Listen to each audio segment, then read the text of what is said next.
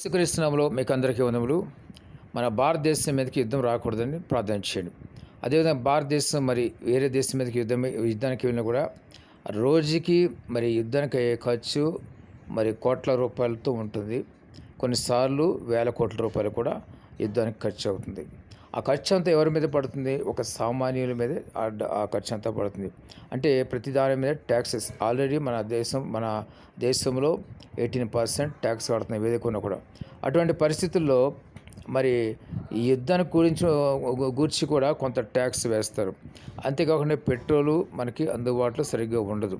ఇంకా కొన్ని మరి నిత్యావసర సరుకులు కూడా మనకి దొరకడం కష్టం అవుతుంది. ఎందుకంటే ఎప్పుడైతే ట్రాన్స్పోర్ట్ మరి నిలిచిపోవటం లేదా ట్రాన్స్పోర్టు మరి తక్కువ తిరగటం, అంటే ఈ డీజిల్ అవి దొరకపోవటం వలన ఇటువంటివి జరిగినప్పుడు ఈ యొక్క రేట్లు పెరిగితే ఒక సామాన్యుడి మీద భారం అయిపోతుంది. ఇంకా బ్యాంకులలో ఒకవేళ అకౌంట్ సీజ్ చేస్తే అది ఇంకా దౌర్భాగ్యం పరిస్థితి. అటువంటి అత్యవసర పరిస్థితి రాకుండా కూడా మీరు ప్రార్థన చేసుకోవాలి. ఎందుకంటే ఉన్న డబ్బులు కూడా సీజ్ అయిపోతే చాలా కష్టం. కాబట్టి ఈ పరిస్థితులు ఎవరు ఎటువంటి నిర్ణయాలు తీసుకుంటారో అధికారులు మనకు తెలియదు. కాబట్టి అధికారుల గురించి మరి దేవుని వాక్యంలో ప్రార్థించమని ఉంది. అంటే పాలించే వారి గురించి మనం ప్రార్థన చేయాలి. వారికి దేవుడు జ్ఞానం అనుగ్రహించేలాగా మనం ప్రార్థన చేయాలి. యుద్ధం అనేది ఉట్టినే మనం చూపించుకోవటానికి వెళ్ళకూడదు. ఒకవేళ యుద్ధం అనేది వస్తే కనుక మరి పరిస్థితులు ఎట్లా ఉంటాయో మనకు తెలియదు. ఎక్కడ మరి బాంబు పడుతుందో తెలియదు. అందుకనే మీ గృహాల మీద బాంబులు పడకుండా కూడా ప్రార్థన చేసుకోండి. ఎందుకంటే కొన్ని ప్రాంతాల్లో మరి కంటోన్మెంట్ ఏరియాలో ఉన్నప్పుడు ఆ ప్రాంతం అంతా కూడా చాలామంది ఖాళీ చేస్తారు.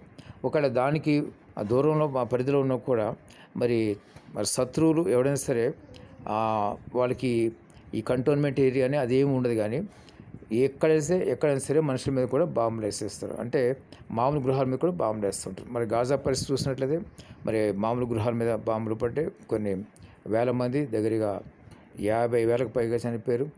దగ్గరగా ఇంకోసారి 50,000, మొత్తం 1,00,000 మంది గాజాలో చనిపోయారు. ఇంకా లెక్కల ప్రకారం ఎంతమంది ఉంటారో మనకు తెలియదు, అసలైన లెక్కలు. కాబట్టి తెలుసుకోండి, యుద్ధం అంటే అంతా కూడా నష్టమే. ప్రార్థన చేయండి. మరి ఖచ్చితంగా వీటి నుంచి మనం మరి విముక్తి పొందాలి. ప్రార్థన చేస్తే దేవుడు కార్యం జరిగిస్తాడు. దేవుడి మాట దీవించి ఆశించిన గాక. ఆమేన్.